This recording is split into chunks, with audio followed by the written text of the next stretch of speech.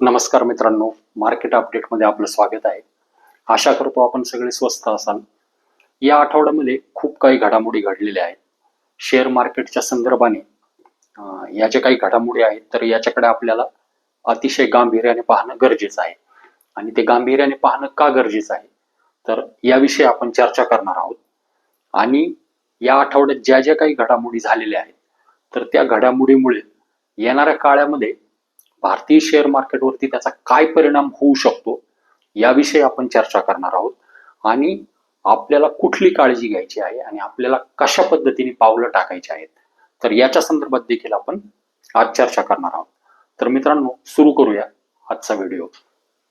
तर सगळ्यात महत्वाची गोष्ट, अमेरिकेने सुरुवातीला आपली जी काही ट्रेड डील होती ती व्यवस्थित पद्धतीने चालू होती आणि अमेरिका आपल्याबरोबर एक साधारणतः 15% आसपास आपल्यावरती टॅरिफ लावेल अशी सगळ्यांचीच अपेक्षा होती. परंतु सगळ्यांच्या अपेक्षेच्या विपरीत 25% टॅरिफ लावण्याचा एक बॉम्ब ट्रम्प यांनी आपल्यावरती फोडलेला आहे.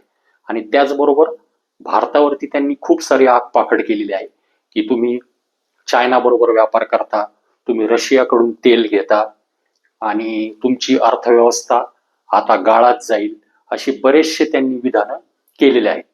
तर मित्रांनो, एक समजून घेतलं पाहिजे आपण की ट्रम्प हे व्यावसायिक आहेत. म्हणजे बऱ्याच काळानंतर असे एक राष्ट्राध्यक्ष अमेरिकेला लाभलेले आहेत की ज्यांच्याकडे पूर्ण व्यावसायिक दृष्टिकोन आहे. आणि आपण पाहिलेलं आहे की ते जे काही विधानं करतात सुरुवातीला, त्यानंतर त्या विधानावरून ते परत मागे फिरतात हे आपण अनेकदा पाहिलेलं आहे.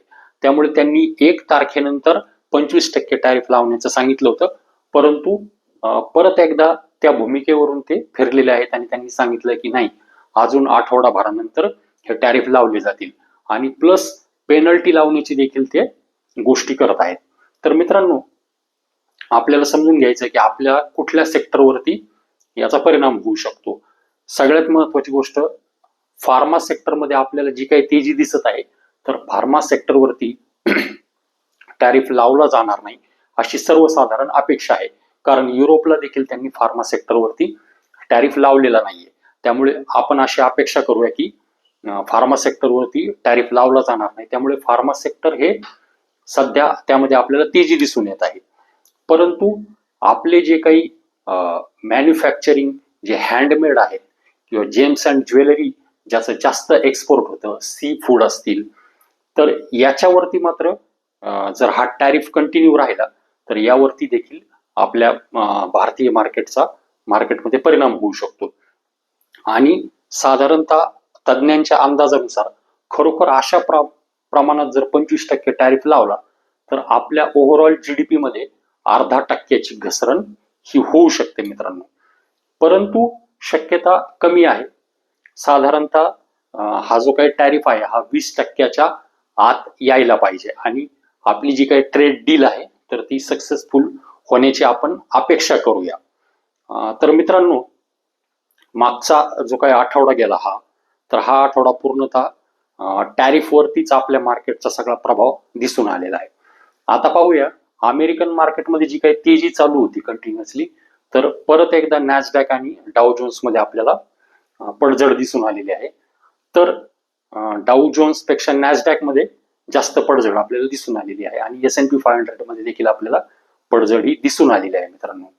सगळ्या युरोपियन मार्केटमध्ये पडझडच दिसून आलेली आहे आणि एशियन मार्केट्समध्ये देखील निगेटिव्ह किंवा रेड मध्येच मार्केट आपल्याला दिसून आलेलं आहे.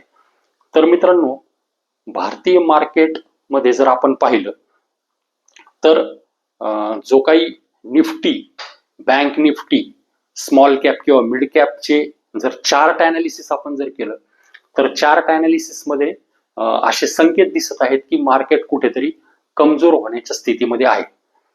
तर निफ्टीसाठी महत्वाचे जे काही लेवल असेल ते 24,500 ची लेवल असेल, ती जर खाली आलं त्याच्या खाली मार्केट तर मात्र मार्केटमध्ये अजून काही प्रमाणामध्ये करेक्शन हे येऊ शकतं. त्याचप्रमाणे सगळे चार्ट आपल्याला कमजोर दिसत आहेत. निफ्टी बँकचाही चार्ट आपल्याला कमजोर दिसतोय. निफ्टी स्मॉल कॅप असेल, निफ्टी मिड कॅप असेल, तो देखील चार्ट आपल्याला कमजोर दिसून येत आहे. तर आपण सोनं आणि चांदी याच्यामध्ये जी काही तेजी अनुभवत होतो, तर यामध्ये देखील करेक्शन झालेलं आहे. चांदीमध्ये विशेषतः करेक्शन झालेलं आहे. 1,16,000वरून परत ती एकदा 1,10,000पर्यंत आपल्याला येताना दिसलेली आहे. सोन्यामध्ये थोडीशी वाढ आपल्याला दिसून आली आणि 99,000च्या वरती ते बंद होण्यामध्ये यशस्वी ठरलेलं आहे. परंतु येणाऱ्या काळामध्ये जेव्हा स्टॉक मार्केटमध्ये चांगल्या गोष्टी घडायला लागतील आणि स्टॉक मार्केटमध्ये जेव्हा तेजी व्हायला सुरू होईल, त्यावेळेला मात्र आपल्याला गोल्ड आणि सिल्वरचे चार्ट आपल्याला व्यवस्थितरित्या ऑब्झर्व करावे लागतील आणि त्यानंतर आपल्याला ठरवावं लागेल की त्याच्यामध्ये इन्व्हेस्टमेंट करण्याच्या संदर्भात काय निर्णय घ्यायचा आहे. परंतु त्या गोष्टीला अजून थोडा कालावधी आहे, कारण सध्या इक्विटी मार्केटमध्ये तरी लगेच कुठं तेजी होण्याचे कुठलेही संकेत नाहीयेत. त्यामुळे सध्या तरी सोन्यामध्ये एक रेंज बाउंड ट्रेड राहील अशीच सध्या शक्यता आहे मित्रांनो. तर इक्विटी मार्केटमध्ये हे वर्ष खडतर जाईल असा अनुमान आपण आधीच्या व्हिडिओमध्ये देखील वर्तवलेला होता आणि तेच होताना आपल्याला दिसत आहे. शेअर मार्केटमध्ये हे वर्ष जितकं खडतर जाईल तितकंच येणारे वर्ष हे आपल्यासाठी चांगले असतील. ही एक कन्सॉलिडेशनची फेज आहे.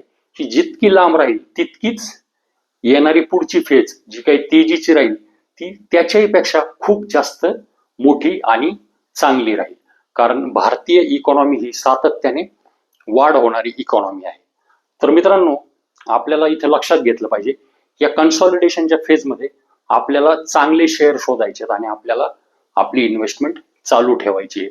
कुठेही इन्व्हेस्टमेंट बंद करायची नाहीये, कारण या कठीण काळामध्ये आपण केलेली चांगली इन्व्हेस्टमेंटच आपल्याला अतिशय उत्कृष्ट परतावा देण्याची तिच्यामध्ये नक्कीच क्षमता असते आणि आपल्याला ही संधी मिस करायची नाहीये बिलकुल, कारण असे खडतर वर्ष येतच राहतात आणि इथून पुढे येत राहतील. तर याच्यासाठी आपल्याला प्रिपेअर राहायचं, मेंटली प्रिपेअर राहायचंय. आपल्या SIP ज्या आहेत त्या SIP आपल्याला कंटिन्यू ठेवायच्यात. कुठेही SIP आपल्याला आपल्या थांबवायच्या बिलकुल नाहीयेत मित्रांनो. आता सगळ्यात महत्त्वाची गोष्ट, ज्यांना डायरेक्ट स्टॉक मार्केटमध्ये इन्व्हेस्टमेंट करायचे त्यांनी जे काही रिझल्ट सीझन चालू आहे त्यामध्ये चांगले शेअर कसे शोधायचे, तर ज्यांचे रिटर्न चांगले आले, ज्यांची टॉप लाईन ग्रोथ चांगली आली, म्हणजे ज्यांचा रेव्हेन्यू ग्रोथ चांगली आलेली, सेल्सची ग्रोथ चांगली आलेली आणि ज्यांची बॉटम लाईन ग्रोथ चांगली आहे, म्हणजे ज्यांच्या प्रॉफिटमध्ये इयर ऑन इयर वाढ झालेली आहे, तर अशा कंपन्या आपल्याला शोधायच्या. तर आपण पाहिलं की जो काही रिझल्ट सीझन चालू आहे त्यामध्ये IT सेक्टरचे रिझल्ट इतके काही चांगले आलेले नाहीत. त्याचबरोबर जे काही FMCGच्या ज्या काही कंपन्या आहेत त्यामध्ये थोडेसे इनलाईन जरी रिझल्ट आले तर त्यामध्ये आपल्याला प्राइसमध्ये चांगली ऍक्शन दिसून आलेली आहे, कारण बऱ्याच काळापासून FMCG जे स्टॉक आहेत तर ते कन्सॉलिडेशनच्या फेजमध्ये आहेत. त्यामुळे थोडे जरी इनलाईन नंबर आले, व्हॉल्यूम ग्रोथ थोडी जरी दिसून आली, तरी ज्या काही लार्ज कॅप कंपन्या आहेत त्या कंपन्यामध्ये आपल्याला प्राइस ऍक्शन चांगल्या पद्धतीने दिसून आलेली आहे. आपण हिंदुस्तान युनिलिव्हरचं उदाहरण यासाठी घेऊ शकतो की मागच्या 2 दिवसापासून यामध्ये प्राइस आपल्याला चांगल्या पद्धतीने मूव्ह झालेली दिसत आहे मित्रांनो. तर याचबरोबर आपल्याला अशा कंपन्या शोधायच्या की ज्यामध्ये रिझल्ट चांगले येत आहेत आणि जो काही PE रेशो आहे तो त्यांचा कमी आहे किंवा सेक्टर पेक्षा तो PE कमी आहे, अशा कंपन्या आपल्याला शोधायच्यात. थोडीशी मेहनत करावी लागेल, परंतु अशा कंपन्या आपल्याला नक्कीच मिळतील. आणि फार्मा सेक्टरवर देखील विशेष लक्ष देण्याची गरज आहे, कारण असा अनुमान केला जातो की फार्मा सेक्टरवरती टॅरिफचा कुठलाही परिणाम होणार नाही, म्हणजे टॅरिफ याच्यावरती लावला जाणार नाही. त्यामुळे चांगल्या फार्मा कंपन्यांकडे आपल्याला लक्ष द्यायचं आहे मित्रांनो. तर या कन्सॉलिडेशनच्या फेजमध्ये आपल्याला चार्ट अनालिसिस करायचे, त्याचबरोबर फंडामेंटल अनालिसिस करायचे आणि आपल्याला पुढची दिशा आपल्याला ठरवायची मित्रांनो. परंतु या फेजमध्ये आपल्याला कुठेही घाबरून जायचं नाहीये किंवा आपले पैसे आपल्याला बिलकुल काढायचे नाहीयेत आपल्याला. तर आपण पाहिलं की FMCGचे थोडेसे रिझल्ट बरे आले तर त्यामध्ये आपल्याला चांगल्या पद्धतीने हालचाल दिसून आली. काही फार्मा कंपन्यांचे देखील रिझल्ट बरे आलेले आहेत आणि काही काही कंपन्यांचे रिझल्ट मात्र हे निराशाजनक आलेले आहेत. तर त्यामध्ये पडझड दिसून आलेली आहे. म्हणजे हा अर्निंग सीझन फार काही चांगला नाहीये. त्यामुळे आपलं जे काही मार्केट पडतंय तर याला आपण ऍक्च्युअली कारणीभूत बऱ्याच अंशी हे आंतरराष्ट्रीय राजकारण असेल, टॅरिफ असेल, याला धरतोय. परंतु याचबरोबर आपले घरगुती किंवा अंतर्गत कारण देखील याला तितकेच कारणीभूत आहेत. कारण अर्निंगचा सीझन हा म्हणावा तसा नाही. कुठेही असे तोडफोड, शानदार असे रिझल्ट कुठंच येताना दिसत नाहीत. ऍक्च्युअली बँकिंग सेक्टरमध्ये असे रिझल्ट येण्याची आपल्याला शक्यता वाटत होती, परंतु आपण कोटक बँकेसारख्या बँकेमध्ये पाहिलं की रिझल्ट तितके चांगले नाहीयेत. तर काही काही बँकांचे रिझल्ट चांगले आलेले आहेत, परंतु मिक्स सेट ऑफ नंबर्स आहेत.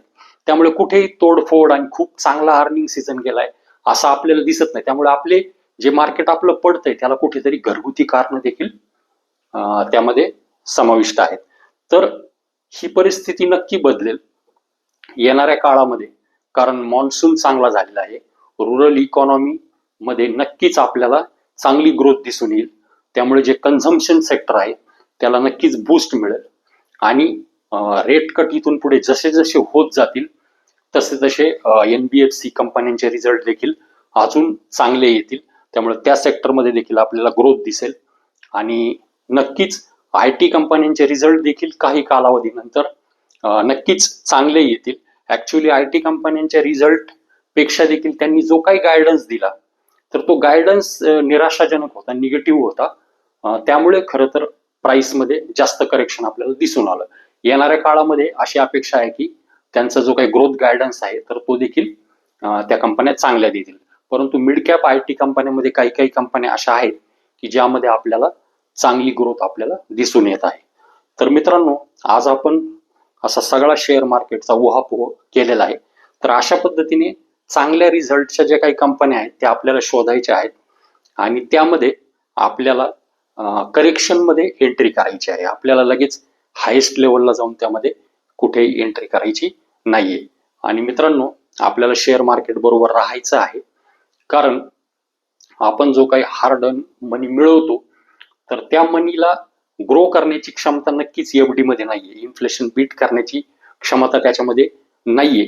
त्यामुळे तो मनी आपल्याला अशा ठिकाणी गुंतवायचा आहे की जिथं तो इन्फ्लेशनला बीट करेल. आणि आपल्याला डायरेक्ट स्टॉक सिलेक्शन जमत नसेल तर म्युच्युअल फंडमध्ये टाका. आणि म्युच्युअल फंडमध्ये पण कमीत कमी रिस्क हवी असेल तर तुम्ही निफ्टी इंडेक्समध्ये जर ते पैसे टाकले तरी देखील चांगल्या पद्धतीने ती ग्रो होण्याची चान्सेस आहेत, असं आपल्याला मागचा रेकॉर्ड दाखवतो. त्यामुळे मित्रांनो, आपल्याला आपला जो काही हार्ड अर्न मनी आहे तर तो चांगल्या पद्धतीने ग्रो करून आपल्याला आपल्या लाईफचं स्टँडर्ड नक्कीच वाढवायचं आहे. हीच प्रत्येकाची इच्छा असते मित्रांनो. तर आपल्याला मार्केटमध्ये इन्व्हेस्टेड राहायचंय आणि इन्व्हेस्टेड राहून आपली वेल्थ क्रिएट करायची आहे. तर मित्रांनो, तुर्तास इथेच थांबूया. धन्यवाद.